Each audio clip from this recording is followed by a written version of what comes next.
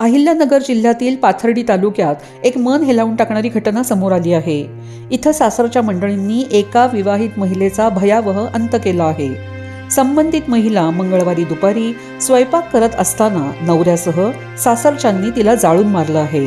या प्रकरणी मृत महिलेच्या वडिलांनी पाथर्डी पोलीस ठाण्यात फिर्याद दाखल केली आहे.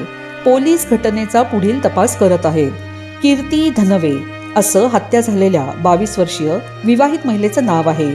ती ठाण्याजवळील उल्हासनगर येथील रहिवासी होती. 1.5 वर्षापूर्वी तिने अहिल्यानगर जिल्ह्यातील वडगाव येथील रहिवासी असणाऱ्या अनिकेत धनवे नावाच्या तरुणासोबत विवाह केला. दोघांच्या लग्नाला घरच्यांनी विरोध केला होता. तरीही दोघांनी कुटुंबियांच्या विरोधात जाऊन लग्न केलं. दोघांच्या प्रेम विवाहाला 1.5 वर्षेही पूर्ण होत नाही तोपर्यंत आरोपी अनिकेतचं कीर्तीवरील प्रेम कमी झालं. त्याने आपल्या कुटुंबातील सदस्यांशी मिळून कीर्तीला जाळून मारल्याची माहिती समोर आली आहे.